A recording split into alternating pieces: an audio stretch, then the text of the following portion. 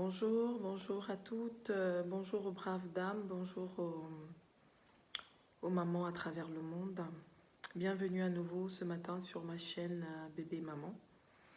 Et donc, comme je vous l'avais dit hier, dans ma vidéo de présentation, je serai le plus souvent en compagnie de Rosette, de la petite Rosette, qui est le doudou à ma petite fille. Donc, ce matin, j'aimerais vous entretenir sur le câlin. À savoir que c'est pas dans toutes les cultures que les parents soient habitués à faire des câlins à leurs enfants. C'est vrai, dans toutes les cultures, les parents ont l'habitude d'exprimer l'amour qu'ils ont pour leurs enfants. Mais en général, c'est pas forcément fait de la même manière dans toutes les cultures. Mais ce qui est sûr, du moins c'est ce que je pense, c'est que le message derrière cet amour exprimé à son enfant est le même. Donc, ce matin, comme je vous le disais tantôt, je voudrais parler du câlin, qui parfois, dans certaines cultures, beaucoup plus du sud du monde, mais je préférerais parler de l'Afrique de manière générale. De manière générale, chez nous en Afrique, dans nos cultures bantoues, sud-sahariennes, c'est pas toujours évident qu'on fasse des câlins à des enfants.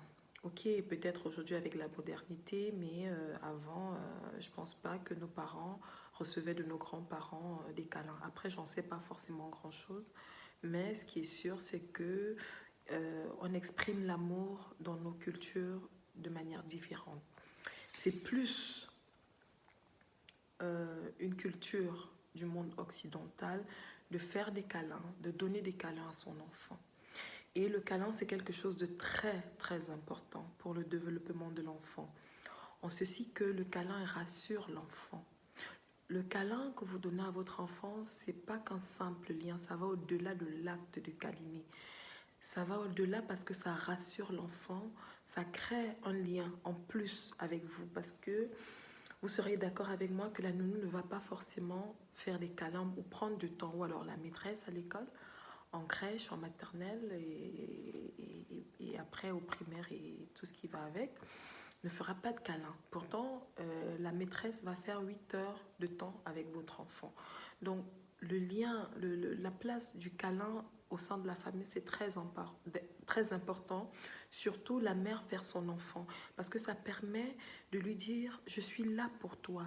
Ça rassure l'enfant, ça détend l'enfant, ça fait que l'enfant sait qu'il peut revenir vers sa mère en cas de besoin. C'est vrai, déjà nos enfants le savent qu'ils peuvent compter sur nous à chaque fois qu'ils ont besoin, mais si vous regardez les familles où il n'y a pas forcément ce lien tendre du toucher avec son enfant, il arrive parfois que c'est des familles où quand l'enfant va avoir un problème, il aura tendance à parler à une personne extérieure. Alors que quand vous avez pris l'habitude de faire des câlins à votre enfant, ça rassure beaucoup votre enfant. Ça crée un rapport proche parent-enfant et ça permet aussi de libérer une hormone du bonheur, l'oxytocine, qui est très importante. C'est une hormone qui permet aussi l'attachement et c'est une hormone qui est très intéressante en ceci que ça aide l'enfant à développer ses capacités cognitives. Ça paraît anodin, ça peut paraître anodin, on va se dire mais comment est-ce qu'un câlin peut aller au-delà et permettre à l'enfant de bien développer ses capacités cognitives. Bien évidemment, c'est pas le seul élément qui rentre dans le développement cognitif de l'enfant, mais c'est l'un des éléments.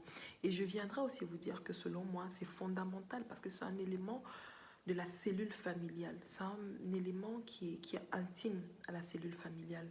Donc, comme je vous le disais, c'est pas une maîtresse, c'est pas un maître, c'est pas une babysitter qui le fera à votre enfant. Ok, il peut le faire de manière sommaire, ce qui est normal, mais c'est pas de la même manière qu'une maman va embrasser son enfant, prendre son enfant dans ses bras, ou même un papa aussi, ou même un papa. Après, c'est vrai que peut-être les hommes sont plus réservés parfois dans la manière d'exprimer leur amour à leurs enfants. Ça se comprend, c'est normal. On ne peut pas leur en vouloir. Nous sommes différents, nous n'avons pas été nous ne sommes pas pareils, hein. Chacun sa manière d'exprimer. Comme je vous le disais tout au début de la vidéo, en fonction des cultures, c'est pas souvent ce qui est la première chose qui vient dans certaines cultures. Dans certaines cultures, quand l'enfant est petit, quand il est encore bébé, il est encore tout douillet, oui, on le prend, mon bébé, mon amour, machin. Mais il faut que ça aille au-delà. Quand l'enfant commence à jouer, savoir que quand il a 5 ans, on peut le prendre dans ses bras, mais même avant, je veux dire que jusqu'à quand il a 5 ans. Et à tout âge, les besoins sont différents. Mais savoir rassurer son enfant, savoir le prendre dans ses bras de manière générale pour faire court, c'est très très important pour l'enfant. Et aussi pour nous les parents. Et ça permet de maintenir ce lien parce que quand tu sens, quand tu écoutes le cœur de ton enfant battre, ou alors quand ton enfant écoute le tien battre, il sait, tiens, je peux compter sur maman, je peux compter sur papa. Ok les amis, sur ce, les mamans, je vous dis merci et on se retrouve dans une prochaine vidéo très prochainement. Merci à vous. Au revoir.